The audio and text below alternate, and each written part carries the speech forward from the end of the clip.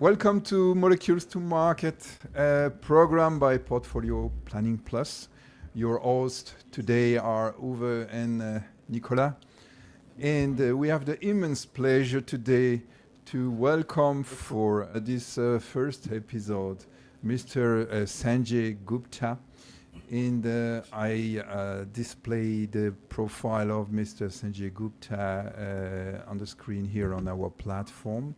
Mr. Sanjay Gupta is former CEO project of Dangote Refinery and Petrochemical Project and also the former chairman and managing director of Engineers India Limited, EIL. He has been associated with the hydrocarbon industry for over 4.5 decades. And this is what he will be talking about today, how the refining industry in India has evolved. And he has been actively involved in the conceptualization, detailing, and implementation of mega projects with billions of US dollar stake. Mr. Sanjay Gupta is also an author of 8 books so far. And this is also another topic we will discuss with him maybe in a later session because these books really have a lot of knowledge embedded in them that we want to uncover with you. And now I am handing over to you, Sanjay. Maybe you will develop a little bit more about the story of your life and what happened in India in the refining sector. Thank you very much. Thank you, Mr. Nicole. Thank you, Mr. Uwe. Uh, Always a pleasure to say hello to you and join in a session which perhaps can be exciting.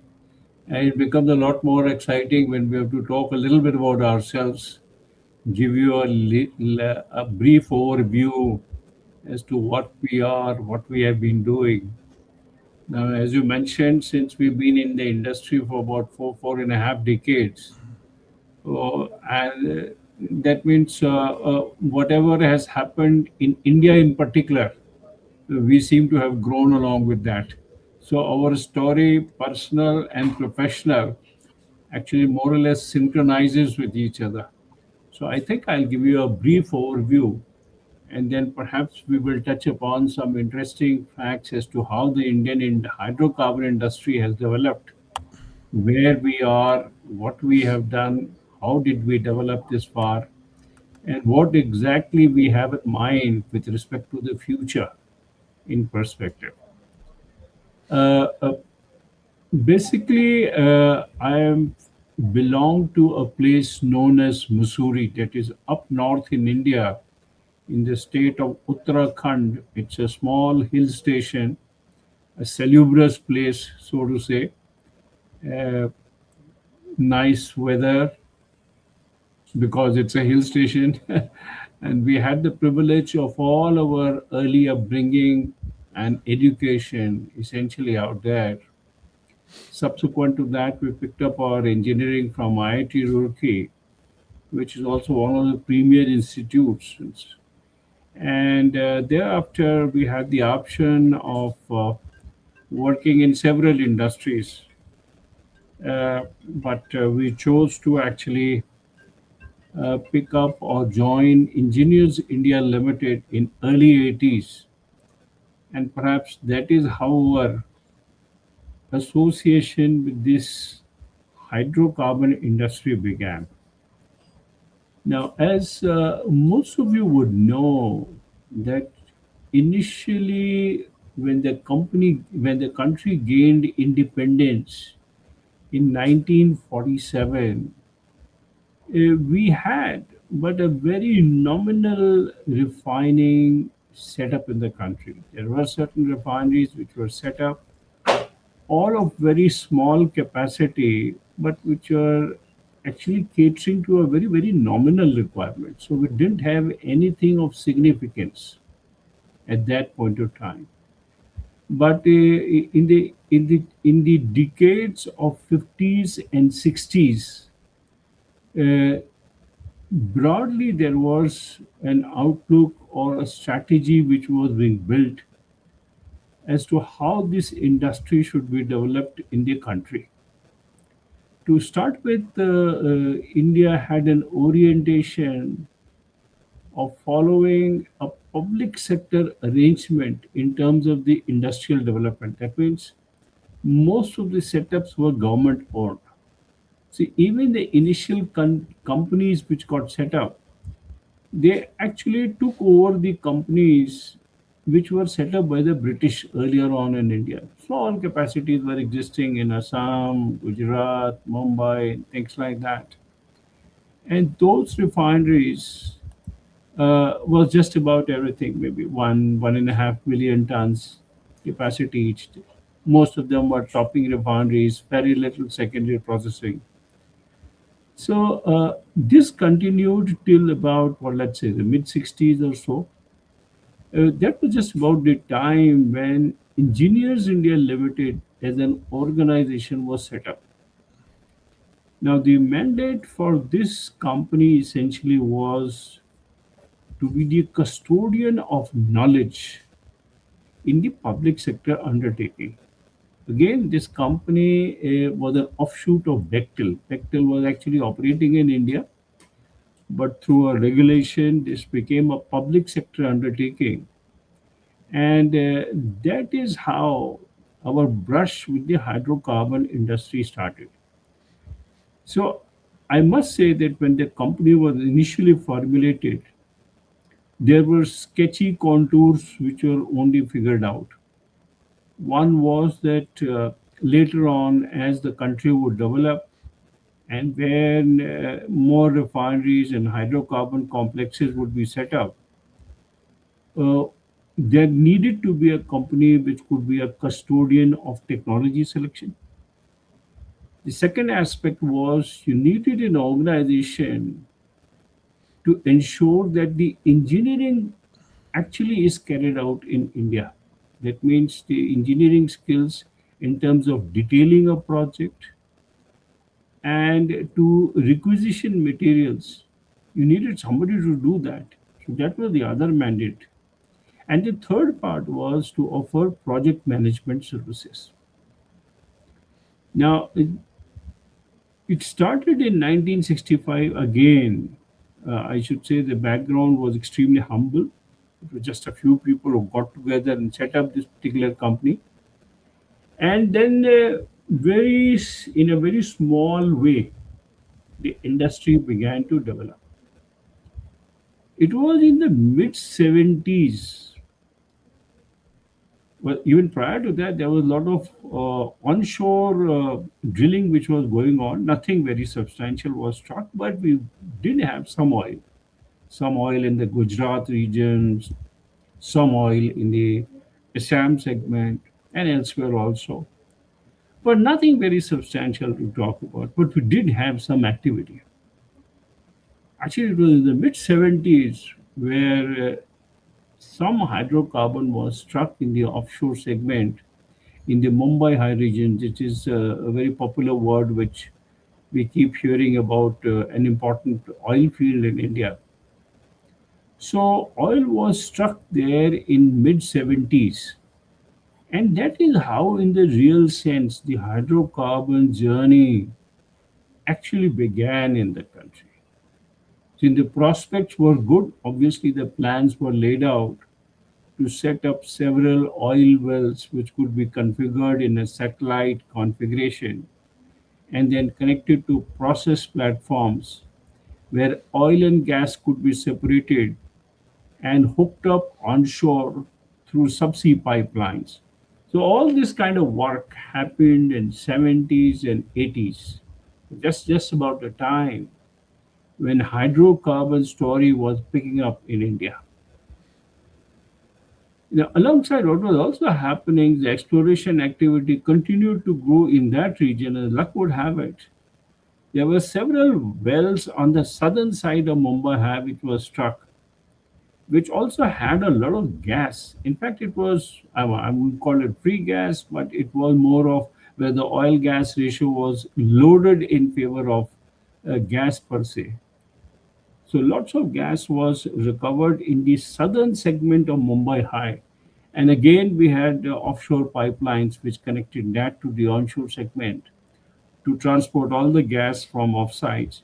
And in between all these lines, the gas which was coming from Mumbai High and the gas which came from the southern part of these blocks, they were all connected offshore. So oil and gas began to come up in India.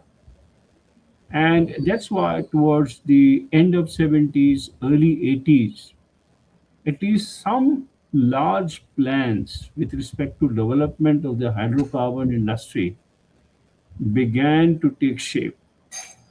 One part was that most of the refineries started looking at small configuration or small refinery expansions to take them to a capacity of, let's say, about 3 million tons and add some nominal secondary processing. So, predominantly, since in the older refineries in India, small FCCs were already existing, so additional FCC capacity was seen in a few refineries which were already existing with the capacity of, let's say, additional 3 million tons or so.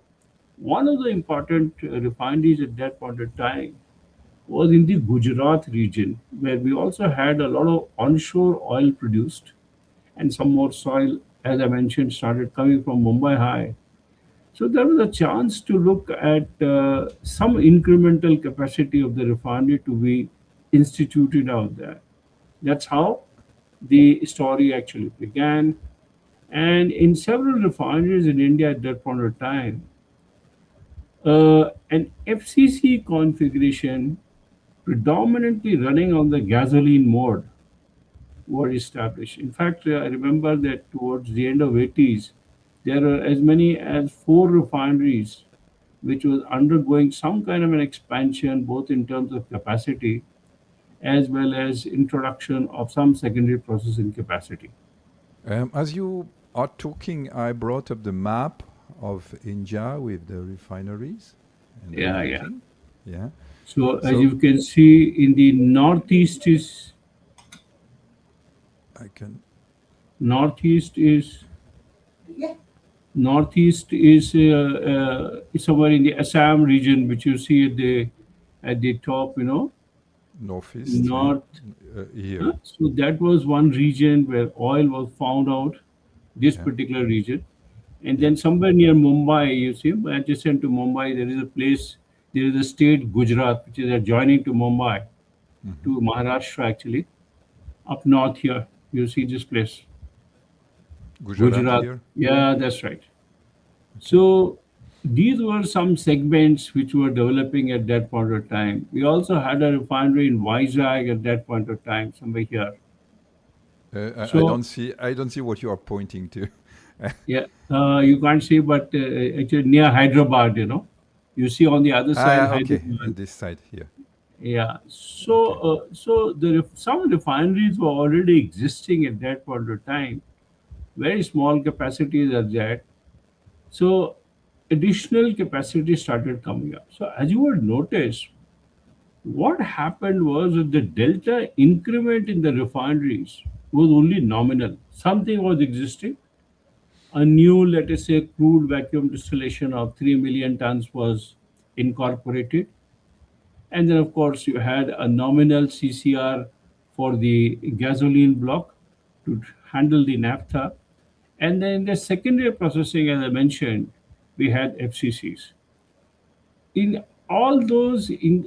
that particular era, the bottoms of the refineries were not complex. There was nothing much which was being processed at that point of time. The country still had lot of fuel oil requirements, lots of bitumen requirements. So in the bottom, predominantly it was a visbreaker and bitumen combination. So the refinery looked very simple: a crude unit, a vacuum distillation unit, the naphtha being split into light and heavy naphtha, the heavy naphtha finding way into CCR, and the VGO from the vacuum section was actually finding way into an FCC. So Now, CCR, for listeners to clarify, it's a continuous catalytic reforming. yeah, CCR, Yeah, continuous which is continued. converting Yeah, yeah, naphthalene and alkenes into the, aromatics. yeah. The sole idea at that point of time was to actually get a cut of reformate where the octane boost could happen between 98 to 105, so that all the naphtha which was being produced in the refinery could have a suitable octane number which could feed the which could be utilized in the petrol pumps, etc., for meeting the automobile sector's requirements. But at that point of time, actually, specifically, to be very honest with you, the configurations were not driven by any environmental strictures or environmental considerations, so to say. I think we must be mostly in Euro 2 and Euro 3. And in certain cases where we did not have enough reforming capacity, we were using TEL, tetraethyl lead, as one of the additive to boost the octane. So all kinds of techniques were being used to actually produce gasoline and some amount of diesel from these refineries, and a lot of fuel oil continued to be produced. So, I mean, if you look from the complexity point of view, there is hardly anything which we can talk of in terms of number, because A, the capacity of the refineries were very low, and there was very little processing capacity, so to say. And the hydro processing capacity was almost negligible. Nothing was being upgraded because the DHDS regime had still not come in. I'm talking of the early 80s and that kind of a period. Now, uh, so in the era of 80s, some small capacity started building up in the country. Also, as I mentioned, Gujarat, that was very important from one point of view, because while we had a refinery over there for a small capacity at that point of time, the country began its foray into petrochemicals also. So there were two complexes which were set up. One was a refinery, then we had a boundary wall, and across that we had an olefin complex. It was a very small olefin plant of, let's say, maybe 130,000 tons per annum, very small ethylene plant. So it produced a lot of it produced some ethylene and propylene, and we had a multiplicity of downstream units, each one of So them very small capacity.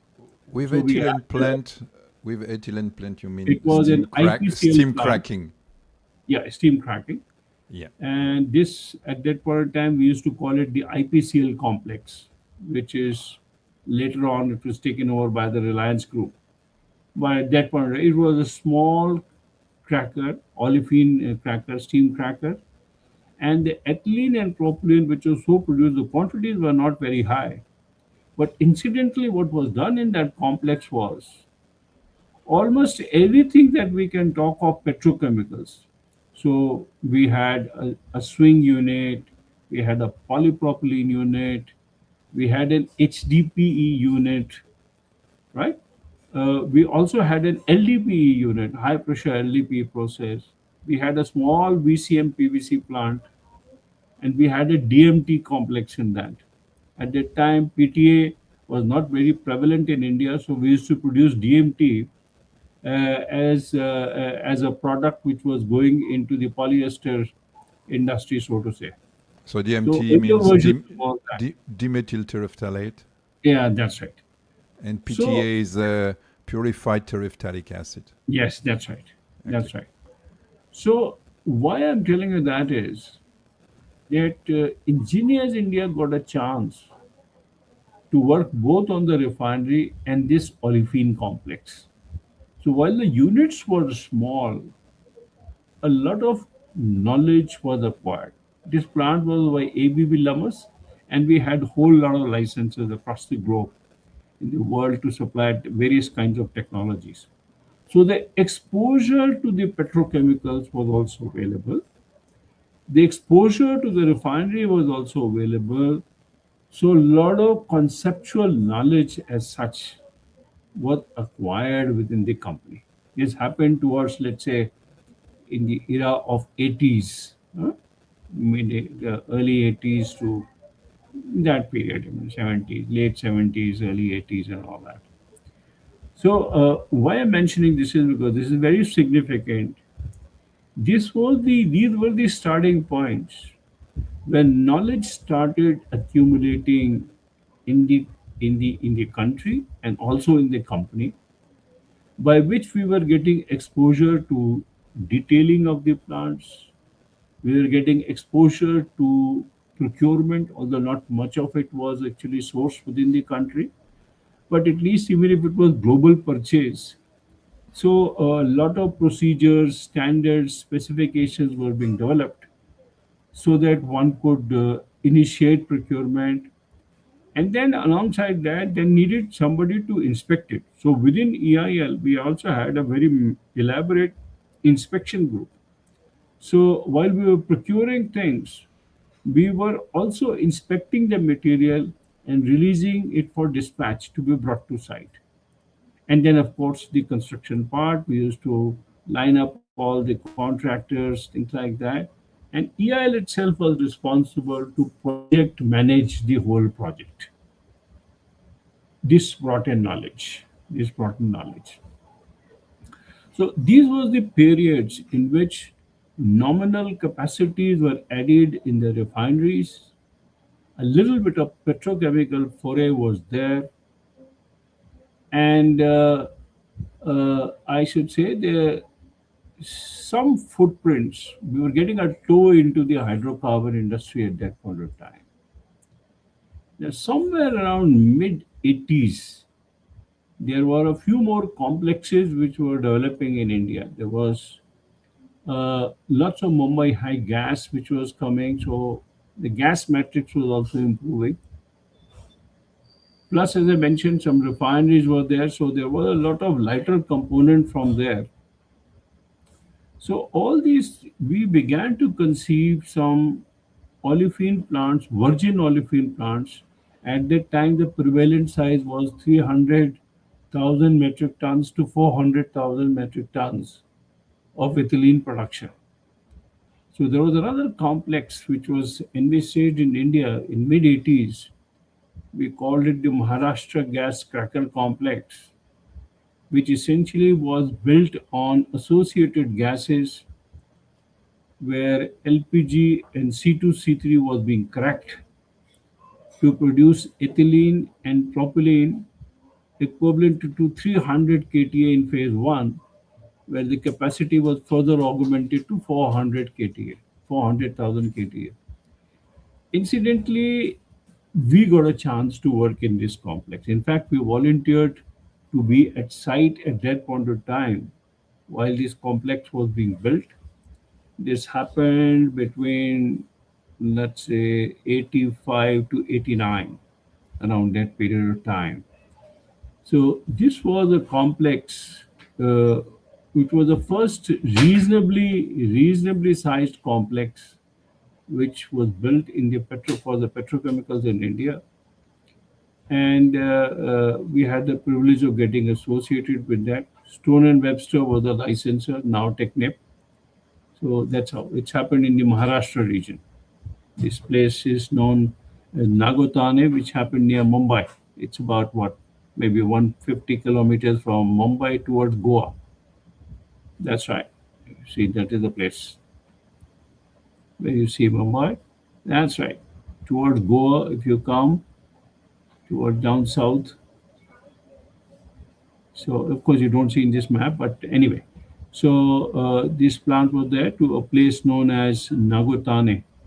So, we were there for about 4 years odd and saw this complex being built right from concept stages to commissioning. So first we were involved in the head office where we were doing the front end engineering part of it.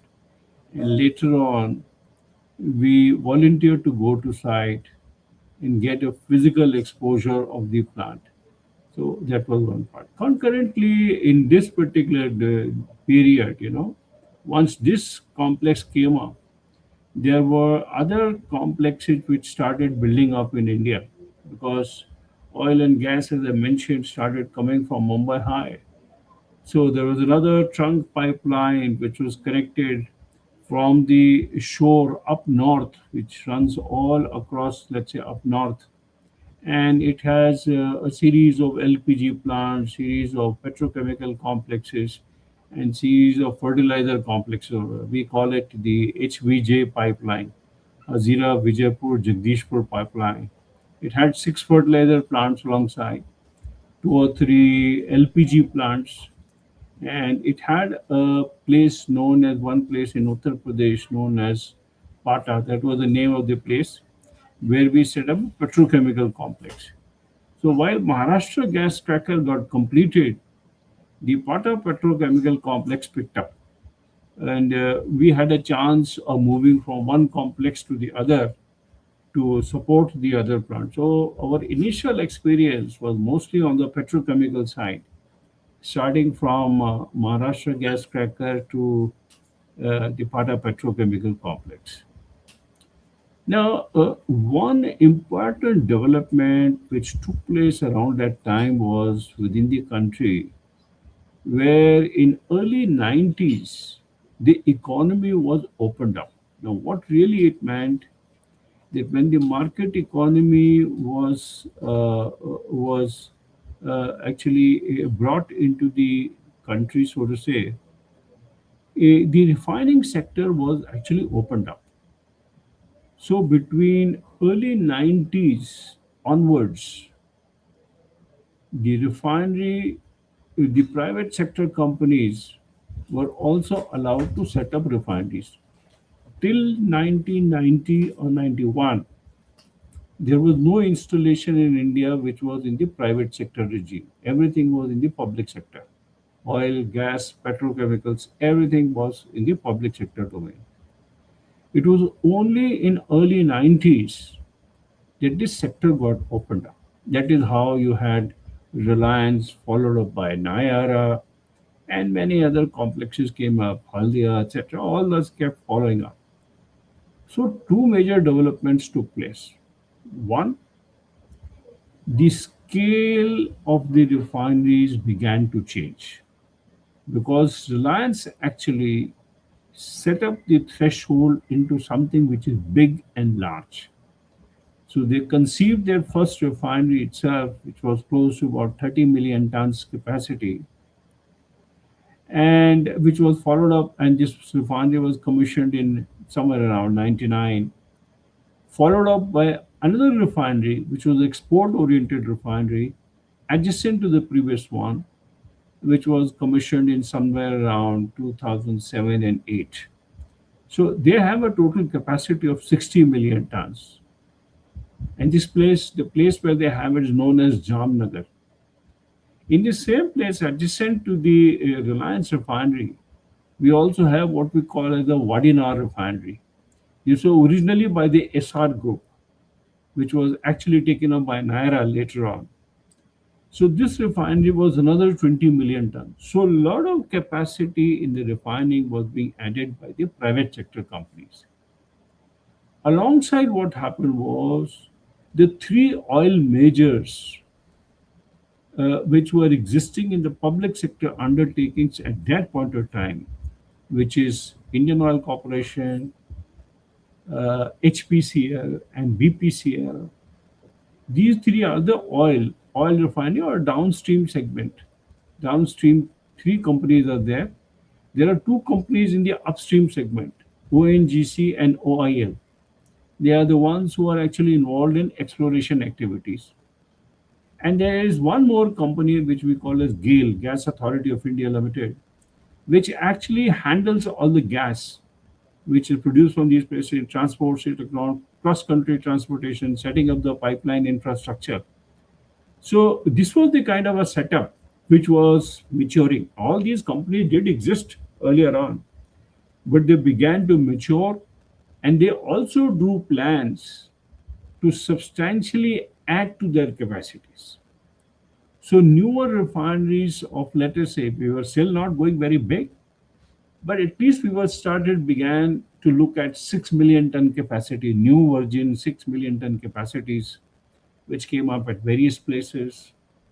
So in the first phase of the refineries, was we did have some capacity existing, 2, 3 million, or 3.5, 4 million, for which we had multiple crude and vacuum distillation units. Now we were having brownfield expansions or greenfield expansions of 6 million ton capacity.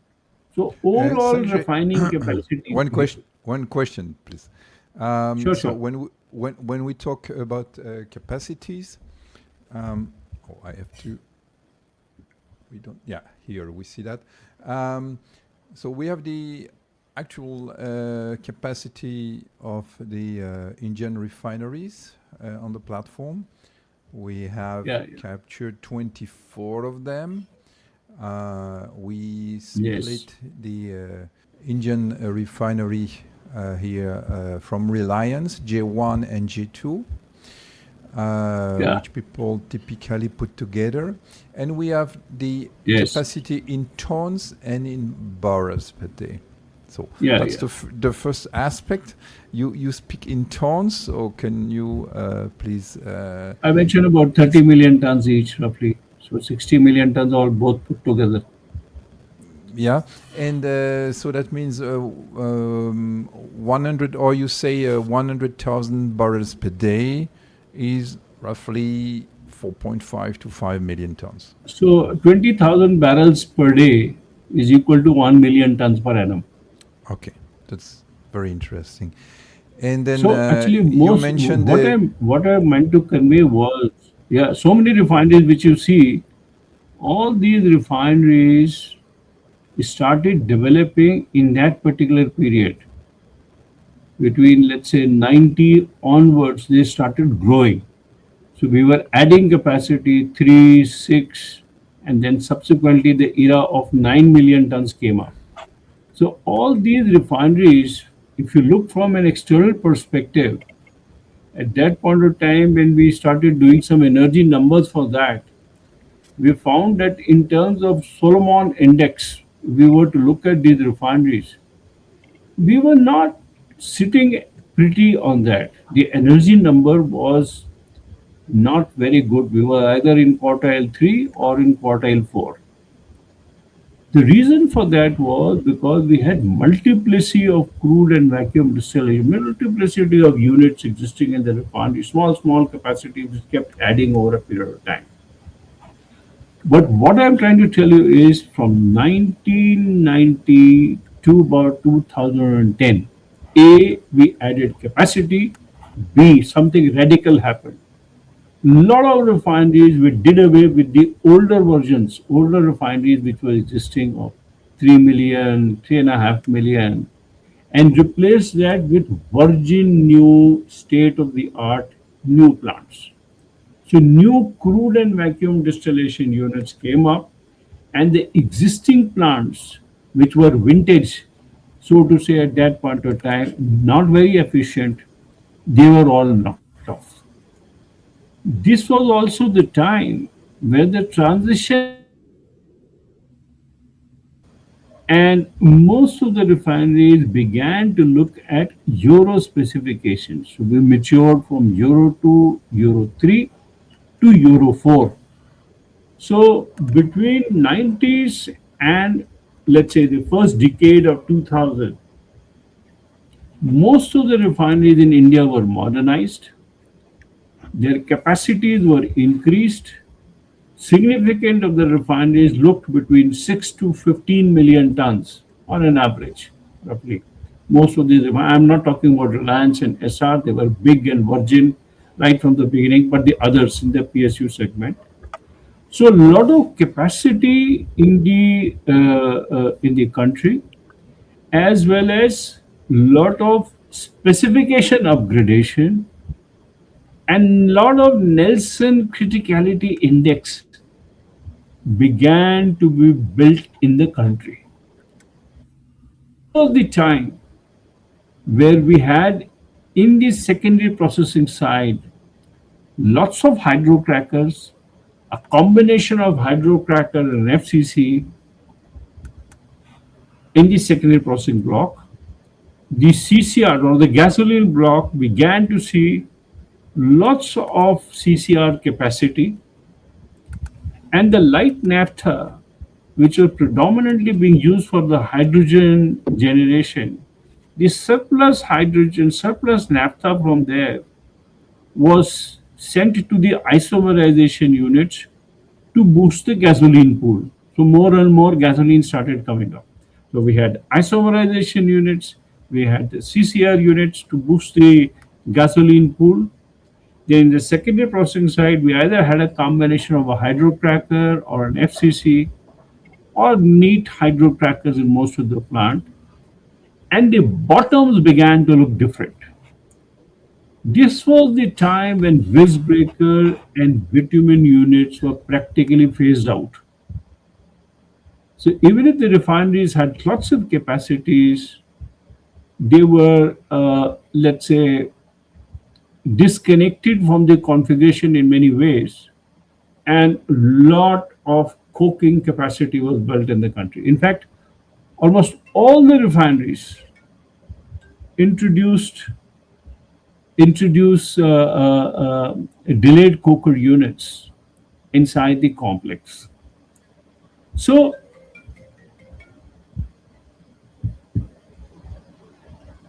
just a minute, I'm having a little bit of a issue.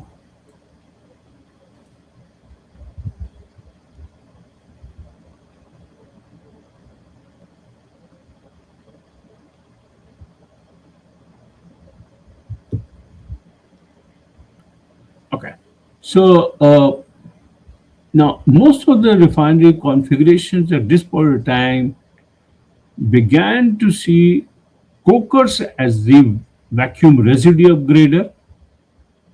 On the secondary processing side, we had a combination of hydrocracker and FCC or exclusive hydrocrackers. That means full conversion, or we could have once through. We had at least two or three refineries which also introduced RFCCs in their plant. So a combination of hydrocracker, FCC, and FCC also processing a little bit of resid. So the FCCs were a little bit more complex, not really an FCC in certain cases, it was an RFCC. But we also had many plants where we had only a combination of hydrocracker and FCC. So that was the other part.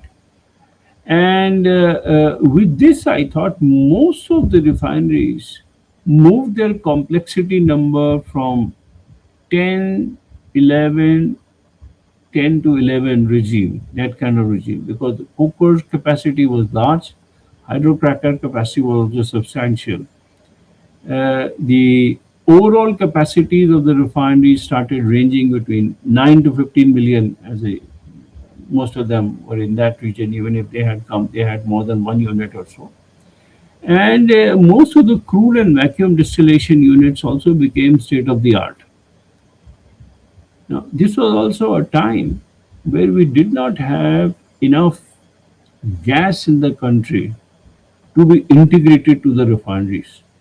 So most of these refineries at that point of time were serving the purpose of fuels refinery.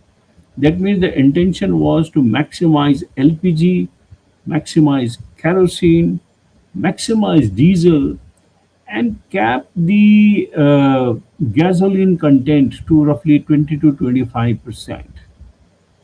There was another important cut which we were producing, the kerosene component, because kerosene was also used as cooking fuel in India, both LPG and kerosene, and government actually used to mandate at that point of time that a certain amount of throughput to the refinery, necessarily we had to do that to meet the social objective. Somewhere around 2007 or so, kerosene was phased out.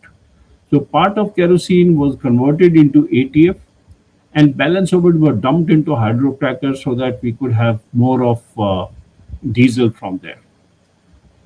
As I mentioned, this was also the time where most of the refineries began to see the specifications moving from Euro 3 to Euro 4. So obviously, lots of hydro processing capacity began to be introduced in the plant. So all straight run diesels, all coker diesel, or FCC light cycle naphtha, they were all upgraded in diesel hydrotreaters. And these diesel hydrotreaters still were not addressing a very high cetane, because for substantial period of time we were at a pool cetane of 48 in the refineries, which did not warrant a very high pressure in the diesel hydrotreater units. It was, I mean, a combination that maybe from 2009 to, let's say, onwards to 2017 18, that most of the refineries were upgraded from Euro 4 to Euro 6.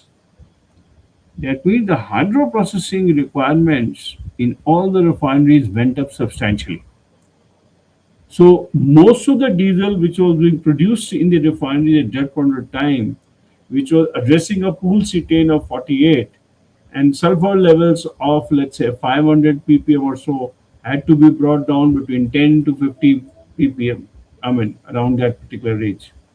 So a lots of hydro treatment capacity was built in the plant.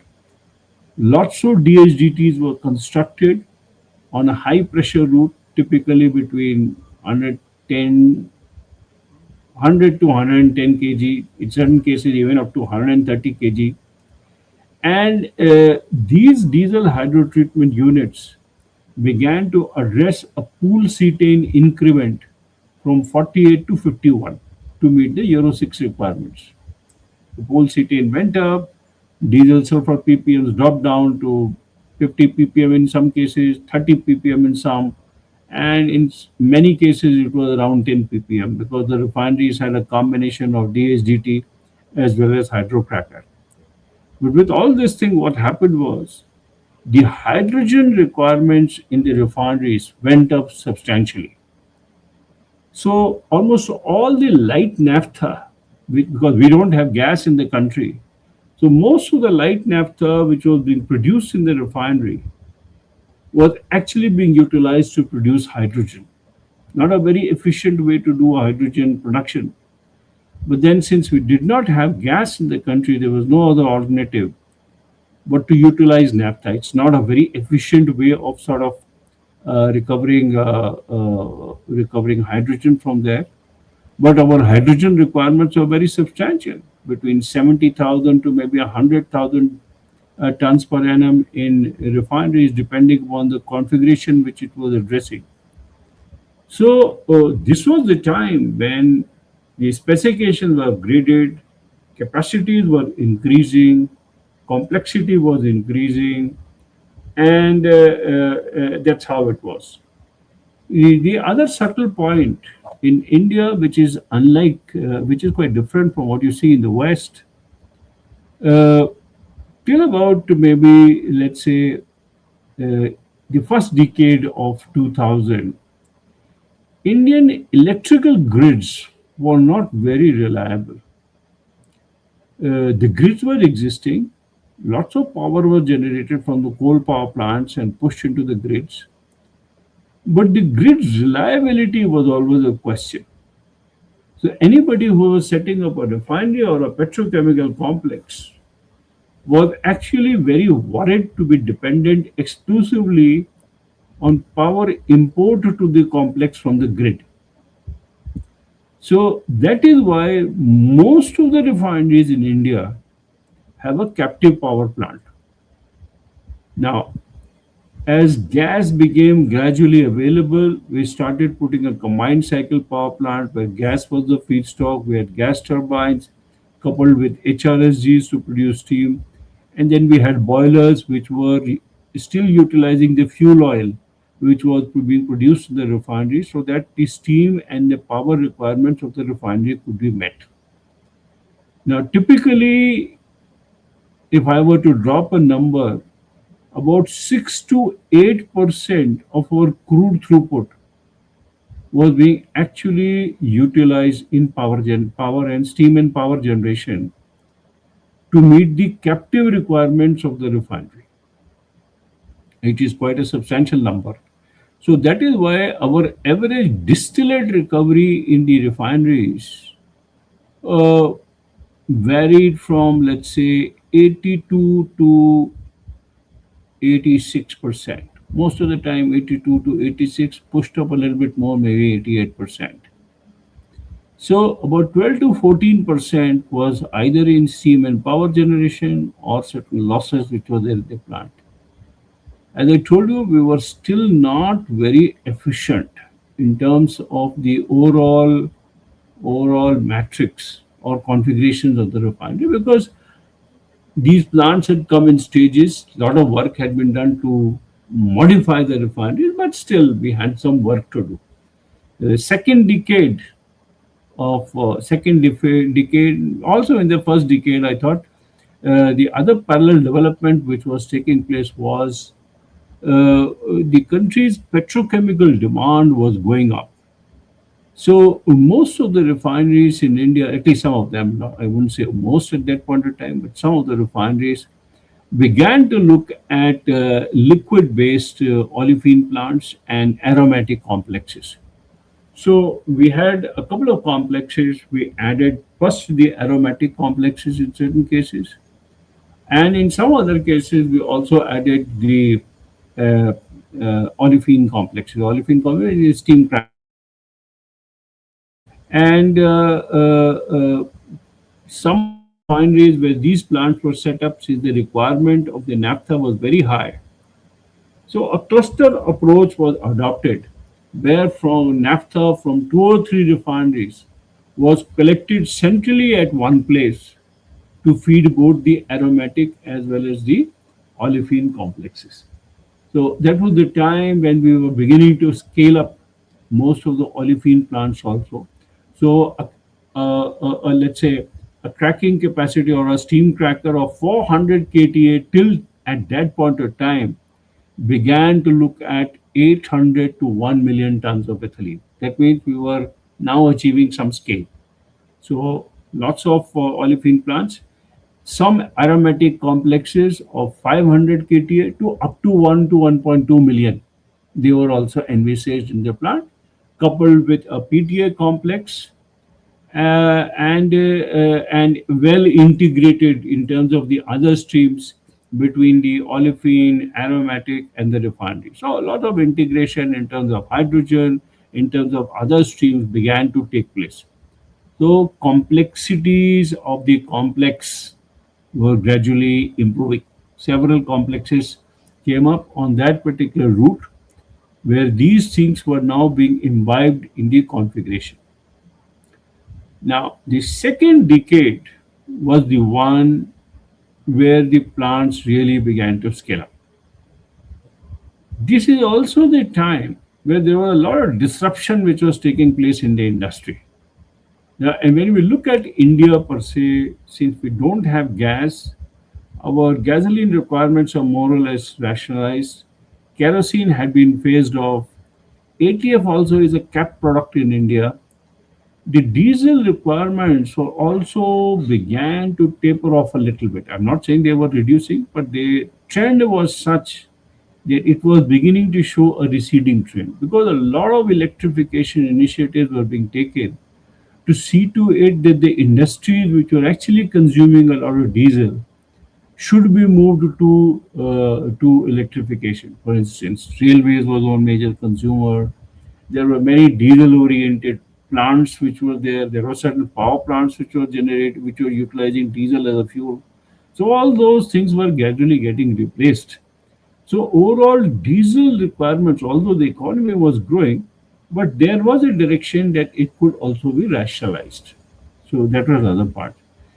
And the other part was that all the market scenarios began to indicate that the petrochemical growth was extremely high. Incidentally, at that point of time, the automobile industry in India was picking up substantially. Now, eh, it is somehow connected with the petrochemical industry as such. So, one major petrochemical polymer requirement which is there in all the automobiles is polypropylene. So since the market takeoff and the CAGR was extremely strong, in certain cases for years together we saw a CAGR of upwards of 10%. In fact, a rough number was country's GDP into 1.5 was the petrochemical CAGR. That was the kind of growth which was being witnessed. So all the new refineries and even the existing ones began to revisit their configurations slightly differently. The idea was that we should now look into the configurations to continue to produce LPG as much as possible, have capped gasoline, rationalize diesel to the extent that it were, let it be incidental, but try and emphasize on petrochemicals.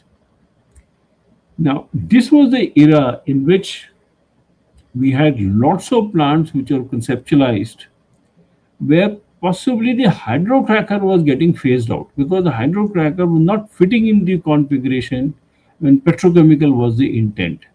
And the models were suggesting that directionally we should look at high severity FCCs or petrochemical FCCs in our parlance so that we could recover as much propylene as is possible from the FCC as such. Now, eh, what is typically known at that point of time, which was popularized as a technology, was DCC, you know, deep catalytic cracking. And Stone Webster began to guarantee upwards of 20% of propylene from the refineries.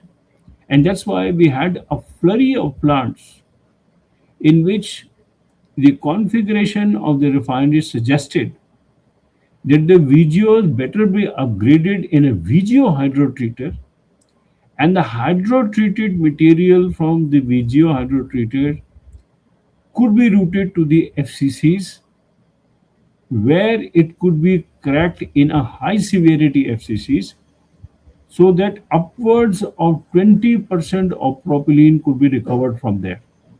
And that's how we had a series of plants in which the cracking temperature from 540 to 545 degrees centigrade in an FCC went up to maybe 565, 570 degrees centigrade, so that we were easily able to recover 20 to 21% of propylene. And we also had off gases which were rich in ethylene. Immediately, we did not recover that, but we knew the potential was there also to recover this ethylene. But most of the propylene which was produced in these plants was close coupled to a polypropylene unit. So the FCC capacities was so designed that each of the FCC or the high petrochemical FCC gave us about 450 to 500 kTA of propylene, which could be close coupled to a polypropylene unit, which was 450 to 500 kTA single train, depending upon the extruder availability at that point of time. So most of the new refinery configurations automatically began to have this configuration. We had a crude distillation unit, a vacuum distillation unit sitting on the RCO, and the bottom for the vacuum residue, we continued to have the delayed coker. In this central block, we had the VGO hydrotreater and a petrochemical FCC, along with a diesel hydrotreater, which was also on the high severity route. So all the straight run diesel, which came from the atmospheric section, from the delayed coker, and the LCO, which came from FCC, was upgraded in the diesel hydrotreaters. And all the VGO hydrotreater bottoms were fed into Petro-FCC, where they were cracked at a higher temperature to yield at least 21% propylene, very high LPG, reasonable amount of gasoline, not too much of diesel. And that diesel is LCO, of course, you know. But when the severity of the FCC was very high, this was very poor quality diesel. So cetane numbers were maybe in uh, between 24 to 29 or 28, very poor diesel. So it required severe hydro treatment in DHDT. So the DHDT pressures went up tremendously. So from 110 odd to let's say 130 bar. So it was upgraded in those units so that we could get Euro 6 diesel. So most of the refineries in India began to incorporate this as a configuration. This was the first gen petrochemicals which was introduced in the refineries, and wherein let's say reasonable amount of polypropylene could be recovered. The economics was good, IRR was high. That's how there were a flurry of complexes which came with them. In parallel, there was another development which was taking place, that in certain complexes where we had this combination, it was felt that without incremental capacity in the throughput of the refinery, there was scope to introduce a steam cracker also in the complex. So there was an add-on facility. Now the question is the feedstock diet. So one part was these refineries, some gas began to get available to the refiners. The moment that happens, we have a chance to displace a lot of light naphtha, which was being utilized to produce hydrogen in the complex. So naphtha was made available in the complex. Then, if you look at the night naphtha to meet the gasoline pool, some isomerization units had been put in the plant. So we either rationalized the capacity of that, or we kept them on standby and had the light naphtha from there also to be routed to the cracker. The gasoline capacities in these complexes was getting rationalized. So if the let's say CCR capacity was let's say zero point 0.8 million, it was brought down to turn down capacities of let's say zero point 0.6 or zero point 0.5 million tons. The idea was that some full range naphtha or heavy naphtha from there could also be routed to the cracker. And as I mentioned, the kerosene which was there could be cut into lighter kerosene and heavier kerosene. The heavier kerosene was upgraded in diesel, and the light kerosene was routed to the steam crackers. Plus, in certain plants, we had the saturated LPG or the straight run LPG, which came from, let's say, those units which were produced, let's say, from straight run LPG, which we were getting. So, some LPG, light naphtha, light kerosene, some heavy naphtha were able to support an olefin complex of 1.2 million with a possibility of expanding to 1.6 to 1.7 million in future. Those were introduced in the plant. When these crackers came in the plant, it gave us a chance of horizontally integrating the FCC off gases, which were finding way into the fuel gas pool. It had a rich content of ethylene and ethane.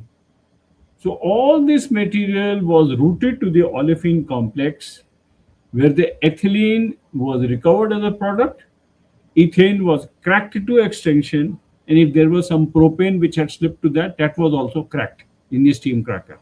So we had an additional integration in the plant, which improved the viability, improved the economics of these complexes. So naphtha crackers also began to get justified. So in these refineries, you would be surprised that even with maybe a 12 million ton refinery, we are able to support a Petro-FCC which is producing 500 KTA of propylene and a 1.2 million steam cracker complex properly or adequately integrated with Petro-FCC. So the potential to produce a lot of downstreams in terms of LLDP, HDP, or a slurry based HDP, or a VCM PVC complex, and have lot more capacity of polypropylene built in the plant. So lot of public sector undertaking plants have conceptualized the olefin complex as an add-on facility. So that happened in one complex. It is currently also happening in two more complexes, where also there is a combination of, in one complex, there is a combination of aromatic complex plus olefin complex. One complex there is maybe a base refinery, not a very high capacity, but an olefin complex out there, so that they can have more petrochemicals. I mean, as you notice, the trend was to add flexibility to the refinery and swing the product pattern from a fuels mode to petrochemical mode. Now, in most of these cases, when we are able to do it, we are able to produce petrochemicals to the extent of 20 to 26% of the feed is getting converted into petrochemicals. And obviously, we have capped the gasoline to maybe 20-25%. LPG, whatever we get. Typically, we get 5 to 6% of LPG. And ATF is also capped 3-4%. Diesel close to 40% or so. And balance is all petrochemicals. This is how most of the configurations have become lot more complex, lot more interesting, and it's been a gradual process. Sanjay, So, I have a question here. When you sure, say sure, sure. flexibility to switch from petrochemical mode to fuel mode, on which factor will the switch depend if you do more petrochemicals or more fuel? Is that the market conditions, the demand, the feedstock availability? When does that happen? See, in the normal process, the model and the economics suggests that we should maximize the petrochemicals. So, in normal operation of these complexes, where you have the Petro-FCC and the olefin complex, directionally we are maximizing the petrochemicals, except for certain mandates of the government. One mandate is we cannot make a compromise on LPG production. So whatever LPG is to be produced, that has to be produced. But we can swing the other requirements. In India, because gas is not available and hydrogen is very expensive, we don't crack diesel.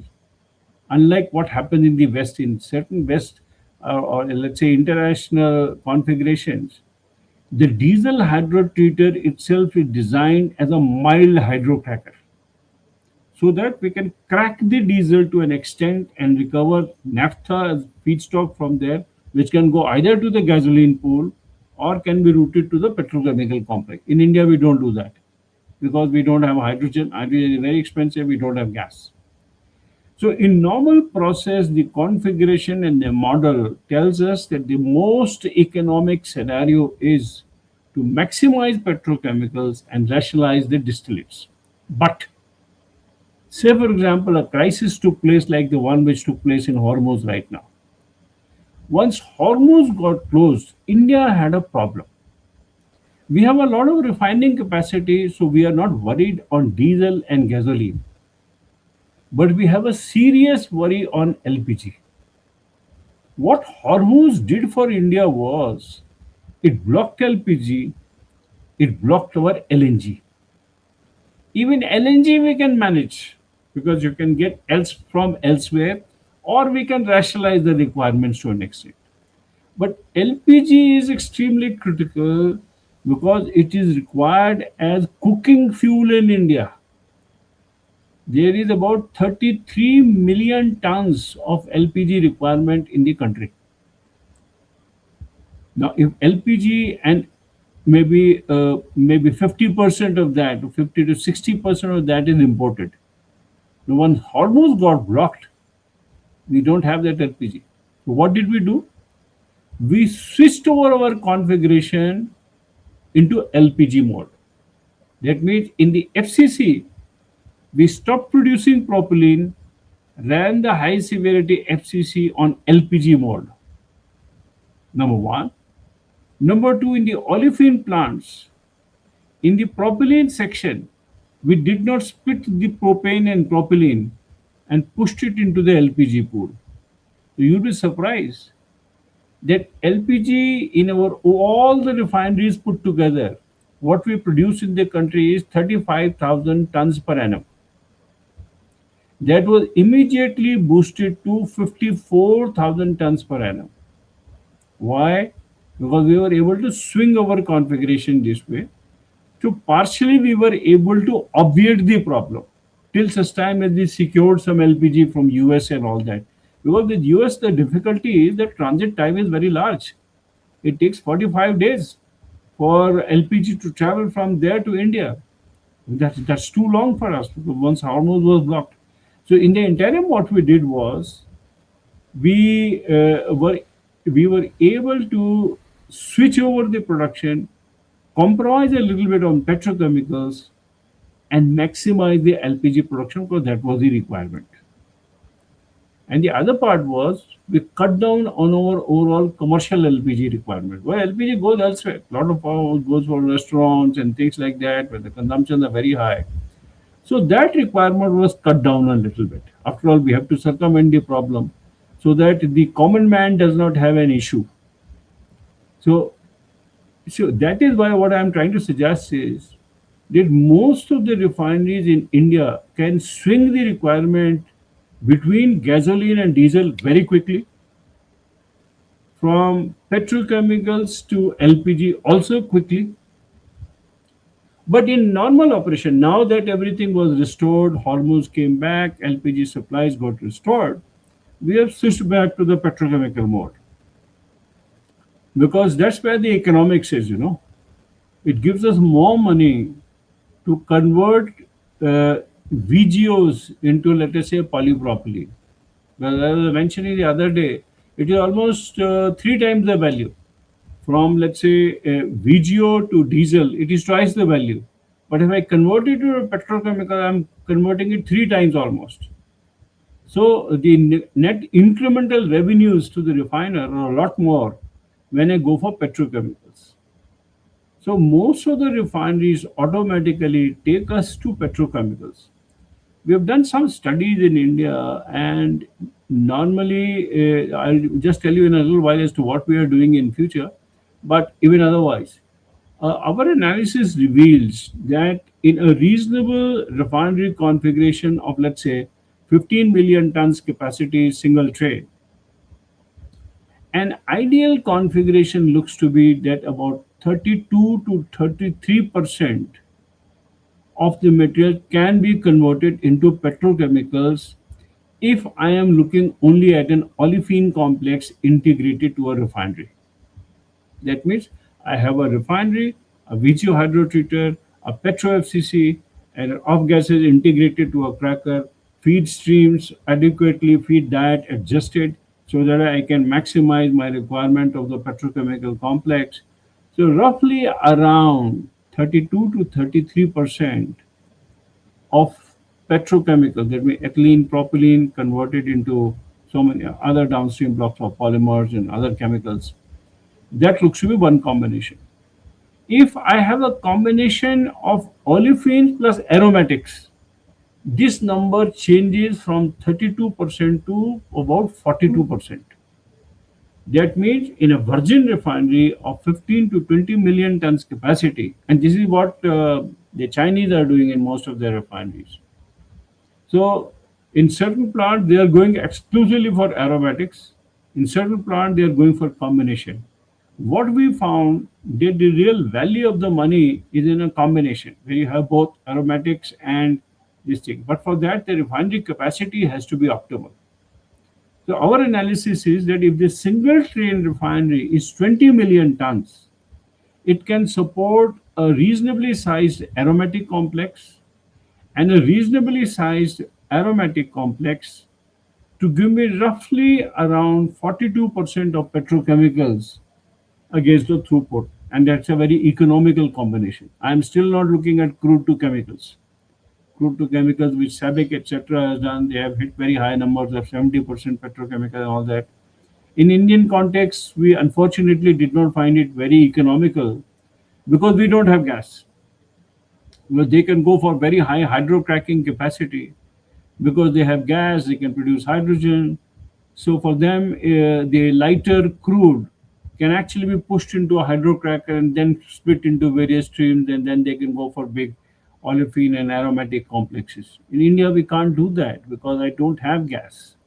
And certainly, if the gas is all to be imported, it comes at a certain price.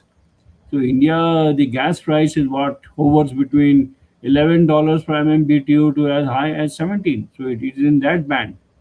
So it is not very economical for us to go for too much of hydrocracking capacity, too much of crude to chemicals. We have to look at an optimal configuration. And India, one of the direction is look at 30 to 32% of petrochemicals if you're looking at olefin based plants where the returns are very good. Uh, and But if you have good PTA capacity which can be supported in the market, then I think it also makes a good sense to put aromatic complex plus a PTA complex. And then I think we can hook up all our petrochemicals up to about 42%. And that's what gives us lowest capex, reasonable utility requirements, high IRR. This is what we notice in Indian context because we have to take care of many things. I don't have gas, so my configurations have to look very different from what you see elsewhere.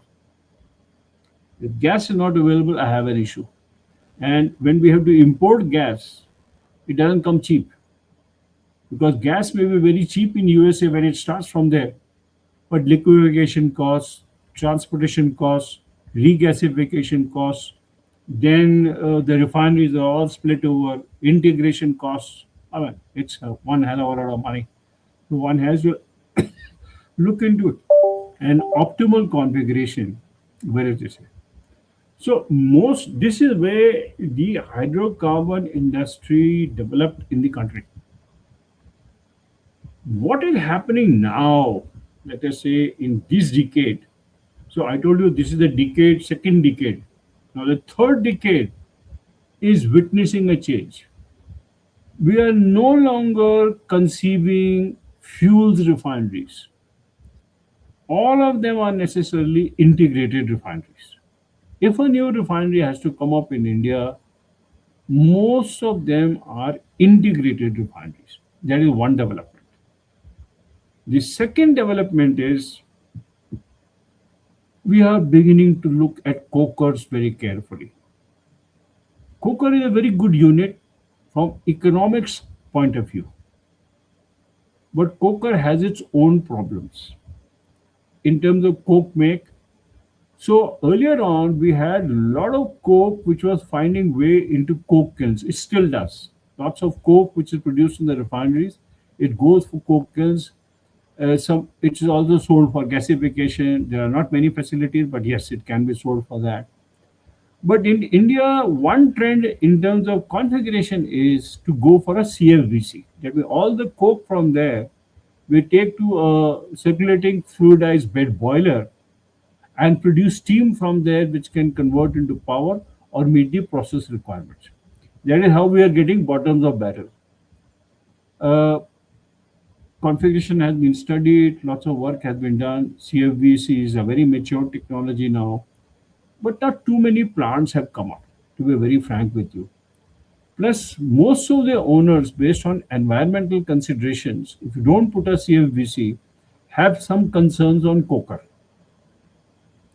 So one of the configuration which is emerging is we are beginning to cap our coker configuration. Coker is still a good unit to put at the bottoms, but then the capacity of that, unlike what is done in Reliance, such for 30 million or let's say about total 60 million, they have two massive cokers, 8 coke chambers. There are total maybe about 16 coke chambers there. That kind of coker capacity we are not looking in typical refineries. What we are looking now is either a 2.2 million ton coker, which gives me a two-chamber configuration. It fixes the capacity of 2.2 million, and the total VR which comes, partly it can go to coker, and the balance we are putting slurry hydrocrackers. The idea is that we should upgrade the distillate requirements or the feedstock to the petrochemical complexes, because the intention is to maximize petrochemicals. So it does make sense to put resid hydrocrackers. The only issue is that we have to be careful in terms of the hydrogen requirement. Resid hydrocracking requires very high hydrogen. Now, since we do not have gas in the country, we have to be careful. It can be set up only in those places where we have lots of gas or we rationalize the capacity. That is why in India, we prefer to have bottoms split. Instead of one unit, have two units. Have a coker, so that let us say if I am putting a 15 million ton refinery, so 25% of that, roughly around 3.75 to 4 million tons, is vacuum residue which I am going to get. So if I route 2.2 million into a coker, 1.8 is what remains. So I can put a slurry hydrocracker for 1.8 million ton capacity. Rationalize the slurry hydrocracking cost, get good distillate recovery, utilize the benefits of coker and low cost. This combination works well. This combination works well. So this is one configuration which is being closely studied.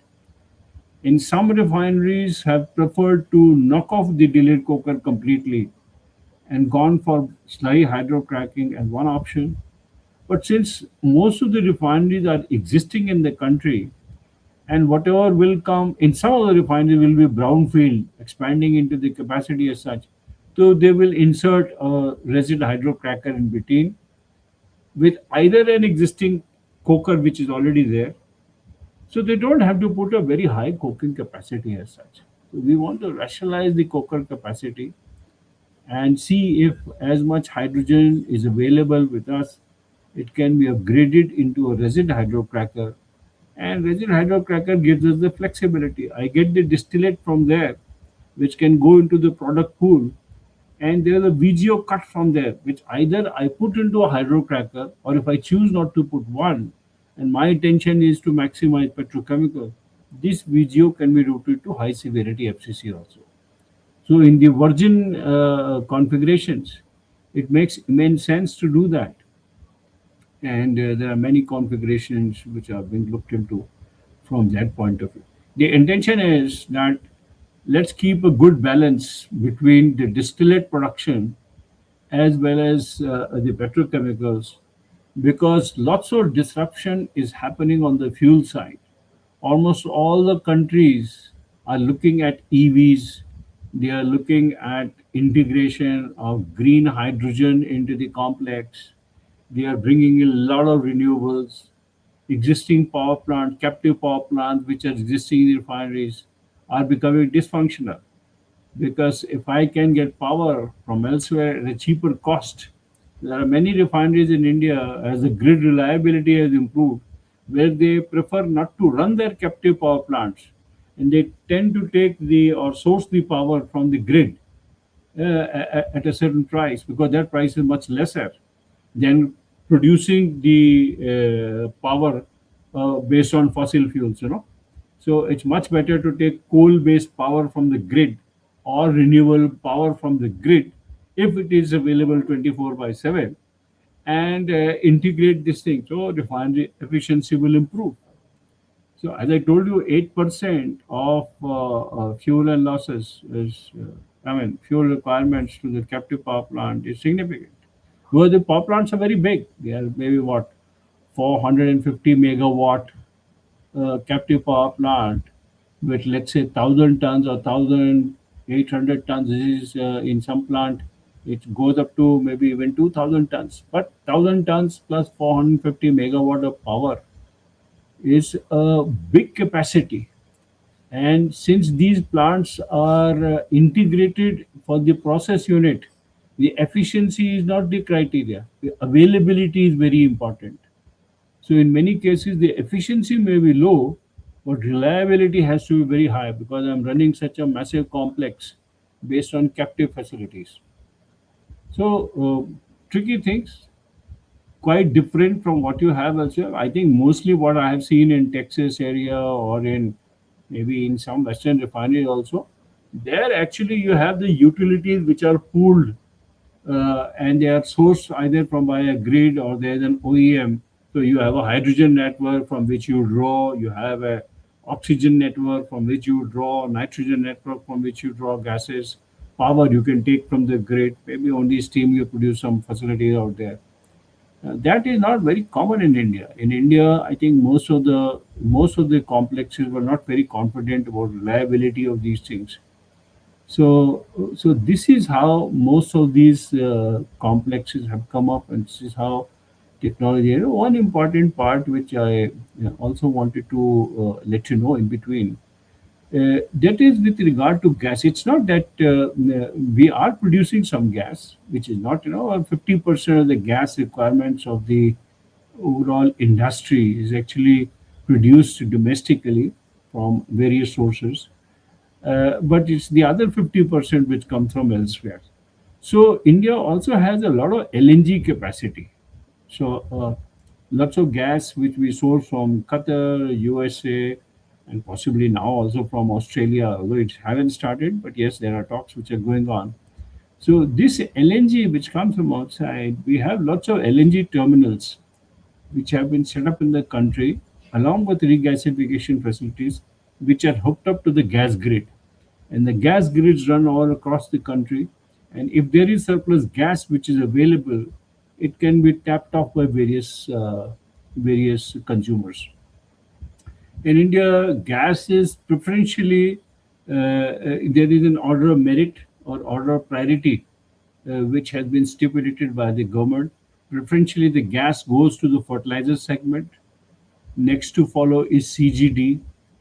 CGD is the piped gas distribution as cooking fuel, and then the third part is some gas was going for power production at a certain point in time, which is gradually getting phased off because it is not economical to produce power through that. And gas is then also pushed into the steel plants and refineries. That's how it is. The idea is fertilizer and CGD actually get most of the priority because our intention is to displace as much LPG as is possible as cooking fuel. Well, you can't do it because the country is so large, requirements are very high, but it is happening at a brisk pace now. So I think it is picking up momentum, but I think it might take maybe another 5 to 7 years before a very substantial network could be created in terms of LNG distribution. So most of it actually goes to the fertilizer complexes as I mentioned, and some of it is available for the refineries. Some of it is available for the steel plants also because there also gas requirement is there. So this is one thing which is happening. On the other side, in terms of modern developments which are happening, one of them is on the biomass side. So there is a lot of things which are happening on the biomass side. So we are producing a lot of CBG based on the agri waste which is there, and this CBG is getting hooked up with the gas grids so that we could utilize it as a piped gas, or it could be utilized through a casket which can be used in cylinders to run the automobiles. So that is also happening. So a lot of gas is being produced which is being utilized that way. And the other aspect which is happening is that there is a lot of discussion which is happening on the green hydrogen. So if green hydrogen becomes viable, currently it is not because I think it is still expensive as compared to the normal steam reforming process. But yes, in the times to come, as the prices of solar power is falling, and even if the electrolyzer costs are coming down, because India is setting up tremendous capacity for electrolyzers right now. So once a lot of domestic capacity is created, it is expected. Currently, we these prices are roughly around $3.8 a kg, green hydrogen. And our analysis is that roughly around 2.2 to $2.3 a kg it will become competitive as compared to the SMR process. It is some time to go, but yes, it is expected that around 29 and 30, green hydrogen should become relatively competitive, and perhaps we may have lots of green hydrogen. A lot of pilot plants are being put up, but small ones, 10,000 tons per annum and all that. But nothing very major in terms of 70,000, 80,000, or 100,000 tons plant, which is required typically for a refinery or so, is still not mandated by the government or an incentive given. But if that comes, we will have lots of natural gas which would be then available for alternative purposes. And once green hydrogen is integrated, CO2 footprint will also improve. A lot of things will happen. So that is happening. And third development is that you must have read in newspapers and elsewhere, there is a lot of nuclear power capacity which is being talked of. So a lot of SMRs, modular nuclear-based power plants of 200 to 300 megawatt variety are also envisaged in addition to some large ones. So these smaller plants, which are going to come in modules, perhaps could give power at a relatively cheap cost, for which we might be able to phase off the captive power plants which are sitting in the refineries, and lots of distillates or liquid fuels would then get displaced and be available to be utilized in, let's say, making more gasoline, more diesel, or more petrochemical feedstock. So that might also happen. So these are the modern trends which are taking place.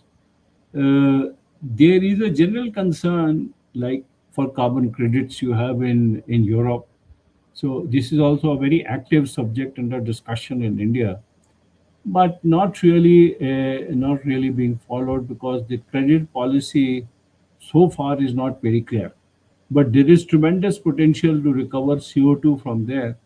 And now that coal to chemicals, etc., is being discussed, there is a possibility that CO2 could be recovered from the refineries and hooked up with green hydrogen or green ammonia to produce urea from here. So that is also things you get total benefit, but it's a question of something which might happen in future.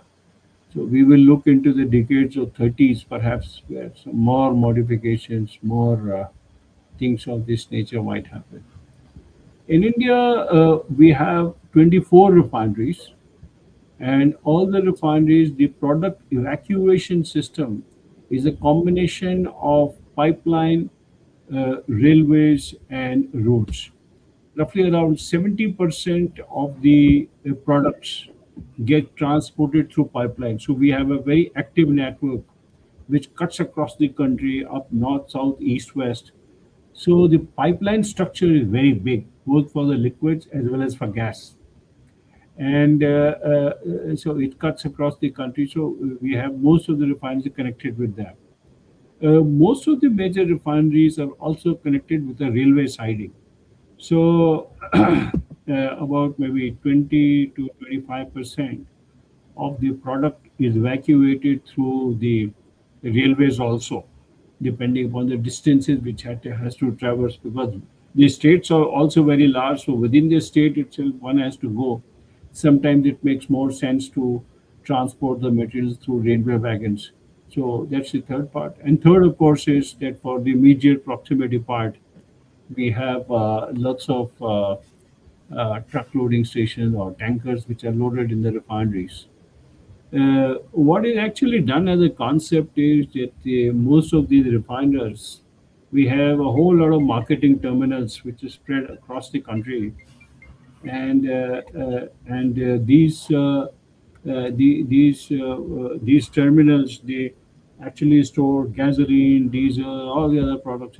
Mostly gasoline, diesel, some ATF at times, or kerosene, and from there they are distributed in short distances. Also, there are lots of terminals also exist in the country. For LPG,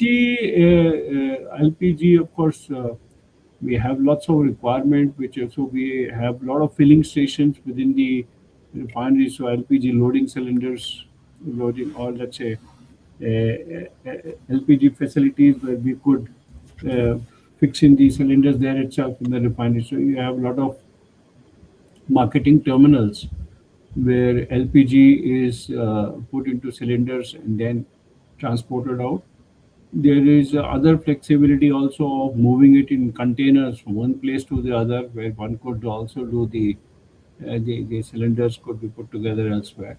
And then you have a dealer network along with that. But as I told you, since India imports a lot of LPG, we have number of LPG terminals, which actually we import the LPG from there, regasify it, and then cylinder it out and then send it to the various consumers. We are still not able to utilize LPG in our steam crackers, which is probably the right thing to do. But that may take a while till such time as enough gas is available or all these integrations of green hydrogen, renewable, etc. pick up. So Why is once, that? Why is sorry, that? Why is that you are not able to use the LPG in the you, steam crackers? no, we produce as much as is possible from the refinery. As I told you, our configurations are all designed to maximize LPG, but our requirement is very high. So let's say if 33 million tons is my total LPG requirement, uh, maybe 50-55% of it that is imported. So I'm not able to produce anything more than that. So till such time as this import continues, this import reduction will happen only when piped gas is penetrated in the country. More piped gas, LPG will begin to get displaced. So my requirements will reduce. So I will not import LPG. I might import LNG only. And since biogas, etc., so many other things are also improving, we are having lots of gasification facilities, biomass gasification facilities, waste to waste gasification facilities. But it will take time because all this is work in progress. So LPG is an important commodity insofar as India is concerned. And to my mind, it might take another 7 to 10 years before we are able to balance it out. Thank Our you. new refineries and integrated complex will still prefer not to route the straight run LPG to the steam crackers. We will continue to recover it as a product till such time as the market evens out. Then perhaps we can do that because it makes a lot more sense to route the LPG to cracker and recover a very high ethylene and propylene quotient from there. It doesn't happen. We are not very rich in ethane also. Although some facilities are there, but not too much. So if we have to import, we have considered many complexes, but we prefer to import propane actually. So lots of propane is imported in the country. That is just as similar to LPG because in foreign countries they don't make LPG. They have propane and butane separately. So we get these things separately in cryogenic tankers, unload in our cryogenic tanks, then blend it in a certain ratio and dispose it as LPG. Yeah, And in India, there unlike is many a other countries, there is a just one last point, yeah. in India, unlike most of the other countries, we have a lot of LPG pipelines also. Major cross-country pipeline, 1500 kilometers, 1600 kilometers. I think the biggest LPG pipelines in the world are existing in India. That's because the LPG needs to be distributed all across. So from one end to the other, when we import LPG, we push it into major pipelines and it just goes right across to various places and we keep tapping it off as is required in various states. Yeah. So this Um, gives you a brief overview of the hydrocarbon industry, and since we had the privilege being associated with it for such a long time, as the industry has grown in India, so have we. So while you see a lot of steel in our hair, so yeah. that is directly indicative of what is happening in the hydrocarbon. So we have aged along with the hydrocarbon industry in India. That's a mesmerizing review of the development of the refining industry in India. I wanted to ask you one question regarding the import-export situation. Regarding? Those I wanted to ask you a question regarding the import-export situation. Yeah, sure. Yeah. So India is supplying the refineries in India are supplying the domestic market, but they are also exporting refined fuels. I think they are exporting refined fuels to the US, where the refineries are geared to process heavy oil, and also to Europe. Yes. Yeah. Can you tell a few words about that? So actually, you see, the total refining capacity in India, with the addition of a latest refinery, the 24th one, is close to about 270 million tons. Up till now, till such time as we had a capacity of 258 million tons, roughly between 67 to 70 million tons per annum is what we were exporting. Mostly it is gasoline and diesel. So quite Jet a bit fuel of as diesel well, no? goes to Europe. Sorry? Jet fuel as well. Aviation Sorry? fuel. Aviation fuel. Yeah, yeah, and also some aviation fuel. And most of the diesel actually is being sourced in Europe, and number keeps varying. But I think that is one important destination where lots of material is going from here. Of late, there is a lot of gasoline which is also going to Russia in exchange for some crude because of the damage which has happened because of the war. Some of the refineries are not operating that well, or they have been partially damaged. So the crude tankers which are coming out here, the smaller ones in particular, those possibly are returning with some gasoline from here. So in terms of refineries, we are already an export hub. So there is a significant amount of export which is happening. Uh, Most of the exports are happening through Reliance. Because you see, we have got about 80 million tons of capacity in the private sector, 60 million with Reliance and 20 million with Nayara. So this 80, out of this 80 million, one refinery is actually export oriented only, 30 million tons. And Naira, of course, is pushing on some product, but even Reliance, the other one, I think 30 million straight away goes from there. Balance 20, 30 million keeps swinging between public sector companies. One of the significant exporter from India is Reliance. And Reliance has one important flexibility, that their complexity level being extremely high, they can process the most complex crudes from Maya to Venezuela and all these things. So right now, when US opened up, so this is discounted crude.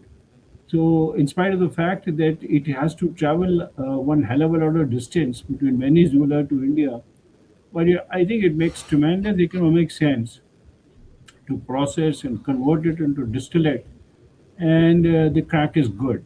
So I think that's one area where a lot of export is happening.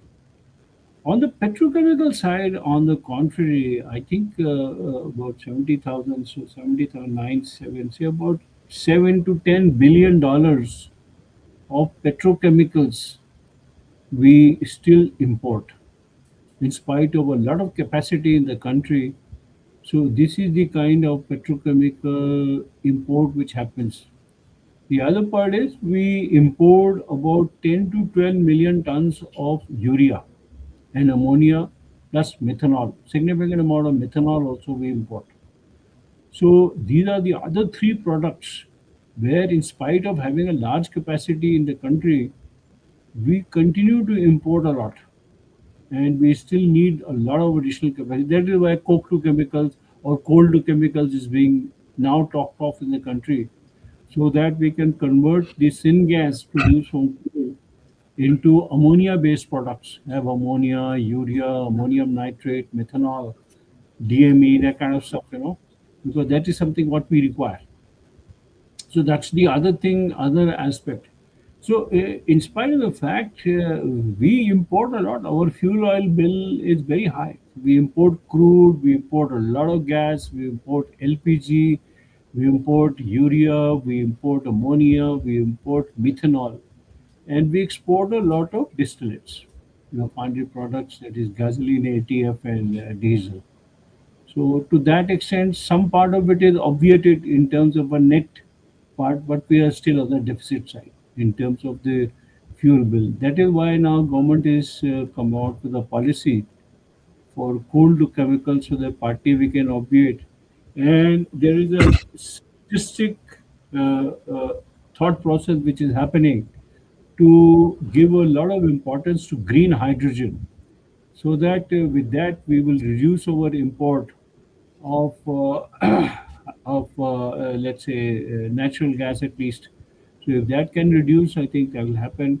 And even if we have to get LNG, we'll try to reduce our LPG. So these things will happen. But I think crude we will continue to import a lot till such time as we strike some oil of our own. So there are some good prospects in Bay of Bengal. I think lots of prognostications are there. Big agencies are working. If we are lucky and we can strike some big oil out there for which the prospects are there, I think the game will change. And what Thank you might That notice is in that terms, is interesting, Sanjay. Excuse me. That is yeah, certainly interesting. Like for someone, for a player like Reliance, if you find your own crude, um, I find it a bit surprising, but maybe from the background you're giving, it explains it already that Reliance is operating a high complex refineries, plural, one must say, which allows to import various crudes and export them. I find still the business model is a bit is very exposed to develop to geopolitical developments. Importing a crude, so a non-crude producing country is importing heavy crude and exporting it again. In addition, right now it is also exposed to sanctions and um, issues that we see with Hormuz in Russia. As you say, again, it might make more sense now, yeah, to import crude from Russia and export it back to Russia. It's very strange in a way. So my question uh, is Reliance not considering to further diversify and to integrate petrochemicals to become less dependent on the export markets and use the crude right away in the country for the shortcuts you described? actually they've already done that. You see, because they have a very high capacity base out there. So apart from the distillates which we are producing in the refinery, they have a very big aromatic complex in the same complex.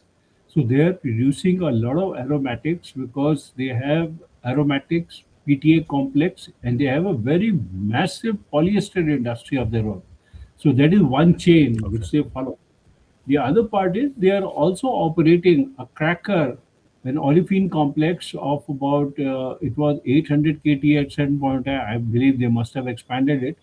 So lots of naphtha from their plant, liquid naphtha as well as imported ethane. They are importing a lot of C2, C3, so ethanes that they are hooked up with that cracker. So that is the other part which they have done. Third, because they have massive coking capacity, so all the coke they have put the world's gasifier in their complex. Biggest coal gasification in the world is existing in Reliance. Now, what they do with that syngas which they are producing is they have used it as fuel within their refinery and displaced it as fuel in their power plant, in their let's say fuel gas and fuel oil requirements, and displaced a lot of liquid from their plant. So both to augment their distillate production as well as add to capacity of their olefin complexes. So they already are very integrated. But yes, I'm sure their model makes tremendous sense to import lots of crude from Russia, Venezuela, most difficult countries, and processes out here. If the countries are sanctioned because the refinery is so flexible, see, crude availability globally is not an issue. Yeah, one can have some problems. Okay, you can keep Russia out for some time, you can keep Iran out for some time, you had also kept Venezuela out for some time. But then Yeah, you have Saudi Arabia, you have whole of Middle East, and these people they are all starving to sell. So after all, they're producing so much, what else will they do? The biggest consumer is India. In fact, India has a lot of political heft in these countries because we import so much. See, any country which is importing, let's true. say 270 minus 30 million, 240 million tons per annum if I'm importing as crude. But geopolitically, we have strength. We can talk to any country and tell him, Absolutely. go and fly a kite. I am not going to take it from you. So I can negotiate a good price also. I'm sure our guys are doing it. They better do it. So we are getting, you must be But reading in but newspaper, we get a hefty discount but from I Russia. imagine absolutely. But the key is my takeaway is you need a refinery, a versatile refinery setup that can handle all these different type of crudes Yeah, and that's right. process them for either demand which is out there. No, certainly in Yeah, that I can see it makes sense in that one, but still yes. it is a surprising setup where Reliance has to play a very flexible game there. Very good, No, thank you. it's not only Reliance, let me tell you, even SR, we call it Nayara, even those Wherever. people, the refinery is very flexible. They also have a configuration almost similar to what you have in Reliance. Their capacity is relatively smaller, about 20 million ton, but there is also a versatile refinery. And as I told you, in the public sector undertaking, the refineries may not be very big, but their complexity is not very bad. They are all between 12 to 14, and now a new one has come up with 17. So I think the complexity in India is good. Most of the refineries can process Maya, Venezuela, blah blah blah. Quantum may be different. Well, Reliance is big, so they can process a lot, but others can process as well. So the country is extremely flexible in terms of crude. So Very the good. idea I thought behind our policymakers was to have a strategic advantage on this. So while other countries may have an advantage in terms of crude, India has set up so many refineries, and well, we'll discuss in some sessions. Our refineries are relatively cheaper as compared to what the Western world have put up. So, that being so, there is a distinct strategy towards these things. Plus, the other fact is, first, refinery is extremely political. The moment I put it in a particular state, it has a cascading impact in the development local and in the adjoining areas. So there is a tremendous amount of cascading impact which each of the hydrocarbon installations is having. So idea is not only to have an arrangement which only makes money. Idea is also to develop the nation. No? So that is why I think there is a good balance which exists in India. Private sector companies who are allowed to make a little bit more profit, give more capacity, utilize it as a strategic advantage within India and elsewhere, and have a lot of public sector undertakings which also cater to the social needs. You see what has happened? The Hormuz was closed, the whole world went mad, prices shot up over the roof. Nothing much happened in India. Nothing.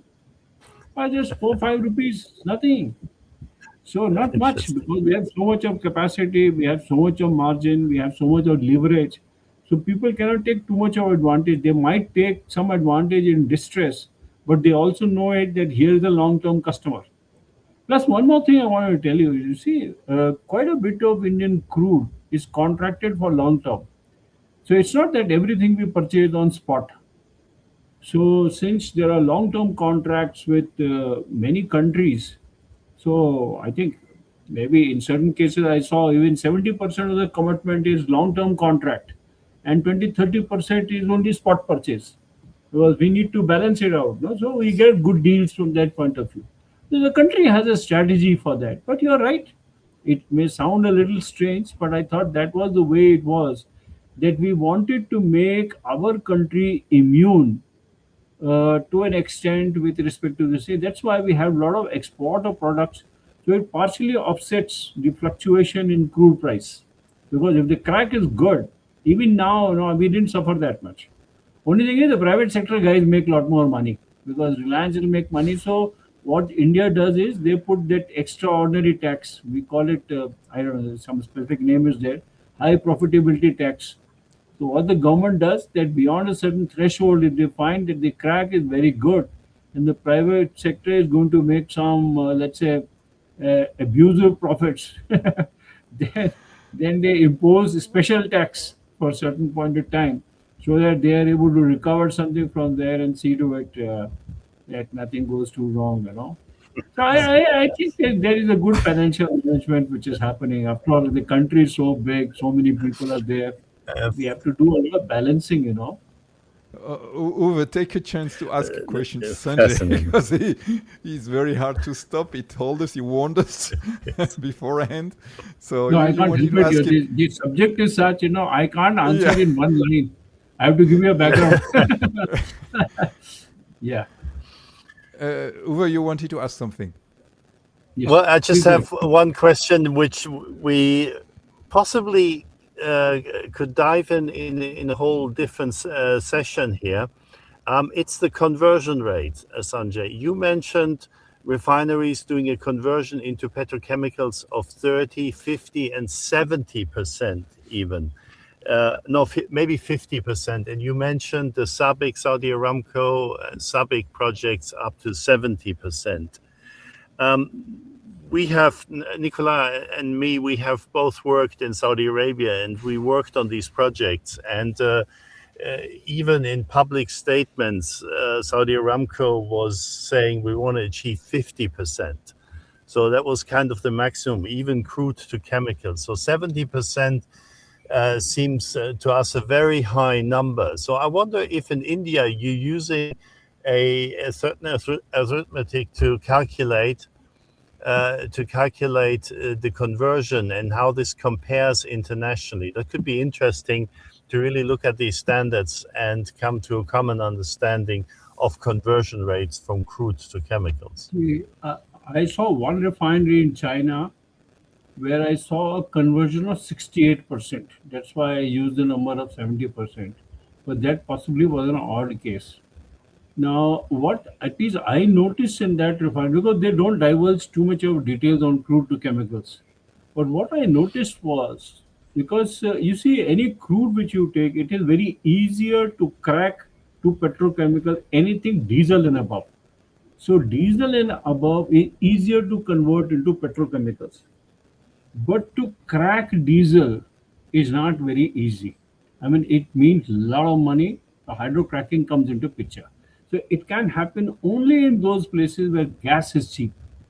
Now, I found that yes, you may be right that in these places, I found where there's a crude API is upwards of, let's say, even 44 or so.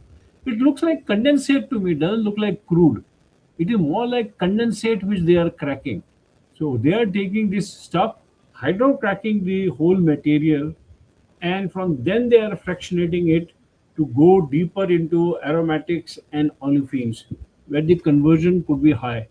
So what you are saying is 40-50% may be very logical, but the important part would be to study what is the API of the crude in those cases, because most of the Middle East crudes, not they don't get too much of condensate except in Iran. Iran, I think they have lighter crude, they have lots of condensate, they have condensate refineries also.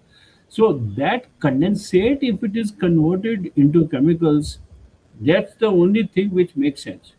As I told you, in India, it doesn't make sense at all, because in India the problem is we don't have gas.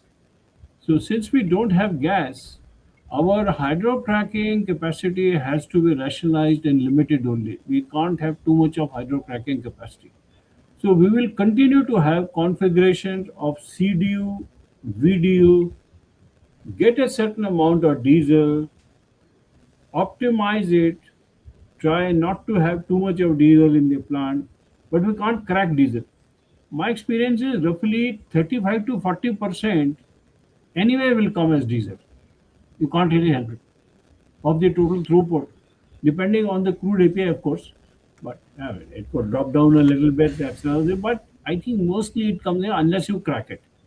Now, in some foreign companies, what they have done is they have taken the whole diesel from there and cracked it in a mild hydrocracker. So they don't have a DHDT. They put the DHDT unit but put cracking catalyst in that.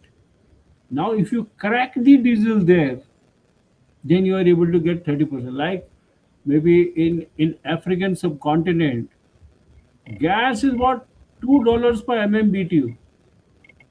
So if I use gas to produce hydrogen, it costs me nothing. In India, if I produce hydrogen on the normal route with naphtha and this thing, I'm ending up at a price of 1,35,000 rupees a ton. 1,35,000 to 1,50,000 rupees a ton. It is astronomically high. Whereas if you look at the hydrogen costs which you get from natural gas, it is far, far lesser. So people can talk of hydrocracking in a big way. So they can afford to go for a higher petrochemicals. Same is the case in Saudi Aramco or all these. They produce a lot of gas also. So that gas which is cheap can be utilized to sort of facilitate generation of hydrogen, which can support a lot of hydrocracking, which becomes primarily essential if you have to convert crude to chemicals. For Indian setup or the Asian subcontinent, I think anything beyond 32%, we found that our models begin to tell us that the economics is coming down because the Imagine. hydrogen cost is very high. It is hurting the economics. The IRR is not there. So 33% is very good for olefins. If you add aromatics to that, you can go up to maybe 42%. But the refinery capacity has to go up a little bit, 20 million tons. You see, the world's biggest complex was conceived in India, which did not take off, but we did the configuration study and the front end work, the company formation. This was a project between Saudi Aramco, ADNOC, and the Indian oil companies. We were looking at 60 million tons, three trains of crude and vacuum distillation units, three parallel refineries, so to say, converging in the tail end. It had five olefin plants, each of them 1.7 million tons. It had eight hydrogen plants, gas integrated, one separate LNG plant for that. But we could not help. The IRR of the plant could not stretch beyond 12%. We were Imagine. struggling in spite of a good price because the damn diesel is a problem. I get 35% diesel because in India I cannot afford to build a refinery with sweet crude. I have to get a crude from Middle East as one base. So my design has to be a combination of sweet and sour crude. The moment I look at sour crude, I am bound to have a lot of diesel in the plant. And Right. if the diesel crack is not good, irrespective what I do, I don't go for. That's why in India it makes sense to only go for 15 to 20 million ton refinery. We find that our refineries are very efficient. We don't exceed the capacity between 15 to 20 million. Even Reliance is 30 million, no, but there are two trains, no? 15 Yeah, million, two trains. So each 30 has two trains of 15 million. Anything more than 20 million single train is a problem because we have to process our crude. Now, some people have designed refineries in, let's say, in the African subcontinent, very high capacity, but the high capacity is coming because of sweet crude. But then those refineries are constrained Yes. because if you do not get sweet crude, then you have a problem.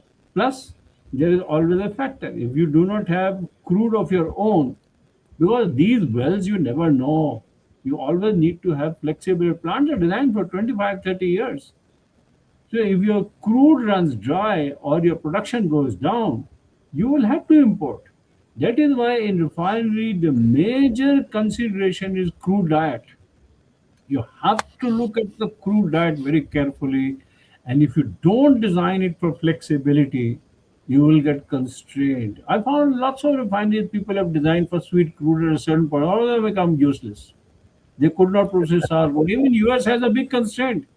See, US, once they discovered shale gas, they began to have problems because their Yes. refineries were all designed for Middle East crudes, Venezuela, part Venezuela, part Middle East. Suddenly they discovered shale, which is a damn thing is extremely light. Now that crude, how do I process? So the topping section begins to give you a problem. So they had to do a lot of revamp in their plant. They can get a lot of petrochemicals, but the refineries will have to look different, or they will have to carry out You, revamps, which they had to do. you, I mean, this is the advantage, as I see, of a country that doesn't have its own crude, Yeah, because yeah. you can really configure your refineries, or you're taking a different view on your refineries, what it needs to process. Where crude producing countries, of course, the first thing they do is look at how they can process their own crude and make the configurations this way. No, Yeah, certainly that is actually, very interesting, and I, as I said, it's could be part of a separate session to yeah, take a look at conversion into petrochemicals for the particular Indian refineries, and we can see how we can collect and put the data in our platform to calculate ratios and compare them globally, because that could be it is complex, but it could be an interesting KPI, conversion KPI, to see here which refineries do this. But it's only one part of a whole of suite of KPIs and ratios, really, to understand refineries, their efficiency and their profitability, because that's what it comes to in the perfect. end. But your insights now in the Indian market really gives us a very good view on this, why India is configured as it is.